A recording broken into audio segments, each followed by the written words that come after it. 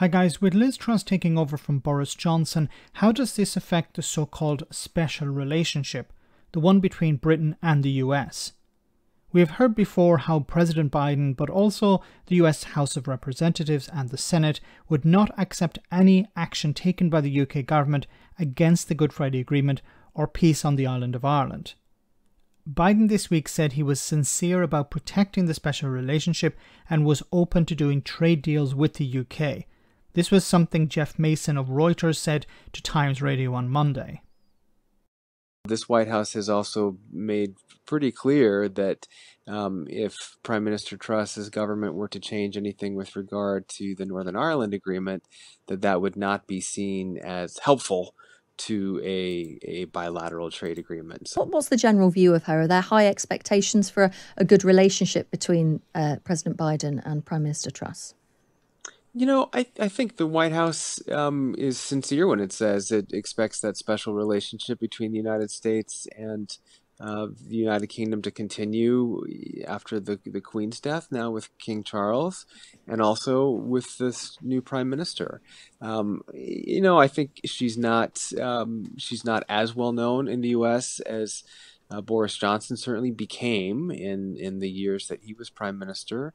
But it's kind of a wait and see attitude, I would say. I certainly think that trade is something that Prime Minister Truss will want to talk about, and you know, that's something that the United States has been open to, a discussion about a potential free trade agreement between the United States and the UK. Although this White House has also made pretty clear that if Prime Minister Truss's government were to change anything with regard to the Northern Ireland Agreement, that would not be seen as helpful to a bilateral trade agreement. So I imagine both of those topics are likely to come up. And the economy, of course, is an important issue for both leaders right now, with inflation becoming a political headache, certainly in the United States as well as in Britain and around the world.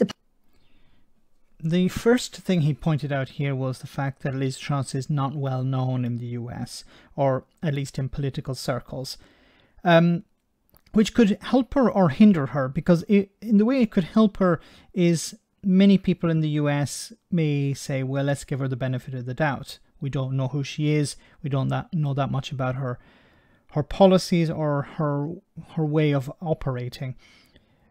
The way it could harm her, of course, is that she's a continuity prime minister. She's following on from Boris Johnson. And I imagine there are many politicians and people surrounding Joe Biden who would be looking at Liz Truss and trying to understand why she used to be anti-monarch and then became a monarchist. She used to be a Liberal Democrat and then became a Conservative. And she used to be a Remainer and then she became a Brexiteer. Is this somebody we want to do business with? Is this somebody we want to deal with?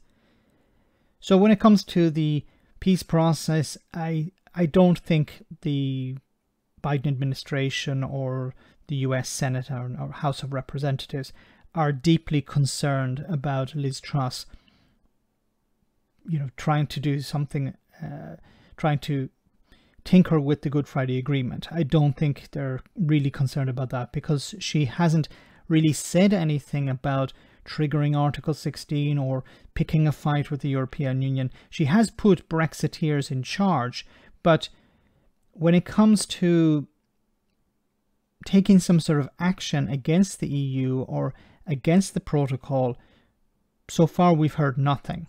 Now, it is, of course, early days, but I think she will be worried about damaging the possibility of having a trade deal with the US if she does try to take any sort of action against the protocol. And on the issue of a trade deal, I really don't understand why so many people are looking forward to it, because obviously if we look at the trade deals that the UK has signed so far, they've been terrible for the UK. Look at the New Zealand one, look at the Australian one, look at the Japanese one. They don't benefit the UK, they benefit the other side. And you can imagine when the UK eventually does a trade deal with the US, who is going to benefit? It won't be British farmers, it won't be British industry, it will be US ones. it's, we've already seen that. So we can be pretty sure it's going to be a replication of the trade deals that have been signed already.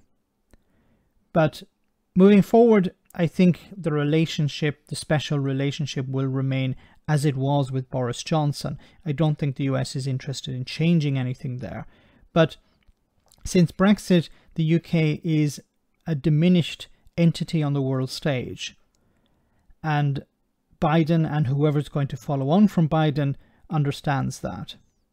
Let me know in the comment section, guys, what you think about all of this. As always, your comments are greatly appreciated. Thanks a lot.